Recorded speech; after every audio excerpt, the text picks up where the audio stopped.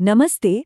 आज हम एक ट्रैवल व्लॉग को आधार बनाकर पवित्र शहर हरिद्वार घूमने के लिए एक बहुत ही काम की गाइड तैयार करने वाले हैं। तो चलिए हरिद्वार की इस यात्रा पर साथ निकलते हैं। ठीक है, तो शुरू करते हैं। इस पूरी गाइड को हमने 5 हिस्सों में बांटा है। सबसे पहले बात करेंगे हरिद्वार में घूमने फिरने की, फिर पवित्र स्नान घाटों की, उसके बाद स्थानीय बाजारों की, और हाँ, तीर्थयात्रियों के लिए कुछ बहुत काम के टिप्स भी हैं। और आखिर में हम हर की पौड़ी के अनुभव को समझेंगे। तो पहला पड़ाव स्टेशन या बस स्टैंड से गंगा किनारे तक पहुंचना। ये अपने आप में एक छोटा सा चैलेंज हो सकता है। तो सवाल ये उठा है कि मुख्य घाटों तक पहुंचे कैसे। देखिए, किसी भी यात्री के लिए लोकल ट्रांसपोर्ट को समझना बहुत जरूरी है और यहाँ मोटे तौर पर 2 मेन ऑप्शंस मिलते हैं। अब ये स्लाइड काफी दिलचस्प है। ये एक तरह से 2 रास्ते दिखाती है। एक है मुख्य सड़क, जहाँ से ऑटो मिलते हैं, ये तेज है, आसानी से मिल जाते हैं। और दूसरा है बाजार के अंदर से जाने वाला रास्ता, जो शायद थोड़ा शांत हो और इसे खास तौर पर जाम से बचाने के लिए ही बनाया गया है। और अगर कोई बाजार वाला रास्ता चुनता है तो किराया कुछ इस तरह बढ़ जाता है। पहले ऑटो से पुलिस स्टेशन मतलब कोतवाली तक के लगेंगे करीब 10 रुपये, और फिर वहां से घाट तक जाने के लिए ई रिक्शा लेगा 20 रुपये। चलिए अब बात करते हैं उस सबसे बड़े आकर्षण की जिसके लिए लोग हरिद्वार आते हैं, पवित्र स्नान घाट, मतलब गंगा किनारे बनी वो सीढ़ियां जहां आस्था की डुबकी लगाई जाती है। गंगा नदी के किनारे चलते जाएं तो एक के बाद एक कई घाट नजर आते हैं। हर घाट की अपनी जगह है, अपनी एक पहचान है, और यहीं पर तीर्थयात्री पवित्र स्नान के लिए और आशीर्वाद लेने के लिए जमा होते हैं। और हाँ, यहाँ एक बहुत ही जरूरी बात पर ध्यान देना होगा जो सुरक्षा से जुड़ी है। जब भीड़ बहुत ज्यादा बढ़ जाती है, खास तौर पर किसी त्योहार पर, तो प्रशासन पानी के बहाव को थोड़ा कम कर देता है। ये इसलिए ताकि कोई भी अनहोनी न हो और सब लोग सुरक्षित तरीके से स्नान कर सकें।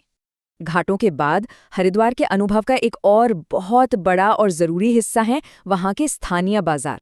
ये जो मोती बाजार है ना, ये समझिए कि हरिद्वार का दिल है। खाने पीने की चीजों से लेकर पूजा के सामान तक सब कुछ यहीं मिलता है।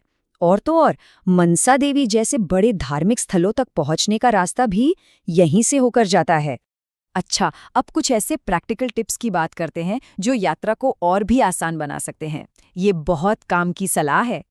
तो सबसे बड़ा सवाल कि सड़क पर सबसे ज्यादा भीड़ मतलब सबसे खराब ट्रैफिक कब मिलता है? तो जवाब है, हाईवे पर सबसे ज्यादा जाम सुबह 11 बजे से दोपहर 1 बजे के बीच मिलता है। अब ऐसा क्यों? क्योंकि यही वो टाइम है जब ज्यादातर लोग होटलों से चेकआउट करते हैं या फिर दिन में घूमने के लिए पहुंचते हैं। तो सबसे सही यही रहता है कि या तो सुबह सुबह पहुंच जाएं या फिर इस टाइम के बाद ही अपनी यात्रा प्लान करें। अब मान लीजिए कोई सामान के साथ यात्रा कर रहा है, तो उनके लिए ये जानकारी गेम चेंजर हो सकती है। वहां सुरक्षित लॉकर रूम की सुविधा है, जैसे नई घाट पर दिया लॉकर रूम। सामान वहां रखकर बिना किसी चिंता के भीड़भाड़ वाली जगहों पर आराम से घूमा जा सकता है। रुकने की जगह की बात करें तो ये टेबल ऑप्शंस को काफी साफ साफ दिखाती है। एक तरफ है धर्मशालाएं, जहां किराया लगभग एक जैसा ही रहता है, और दूसरी तरफ है होटल, जहां भीड़ के हिसाब से रेट ऊपर नीचे होते रहते हैं। और अब चलते हैं हरिद्वार के उस सबसे खास और पवित्र स्थान की ओर, जहां पहुंचना हर तीर्थयात्री का सपना होता है, हर की पौड़ी। ऐसी मान्यता है कि यहीं पर अमृत की कुछ बूंदें गिरी थीं और यही बात इसे सबसे पवित्र घाट बनाती है। तो जब भी कोई इस पवित्र जगह पर जाता है तो इसकी पवित्रता बनाए रखने के लिए कुछ जरूरी नियमों का पालन करना होता है।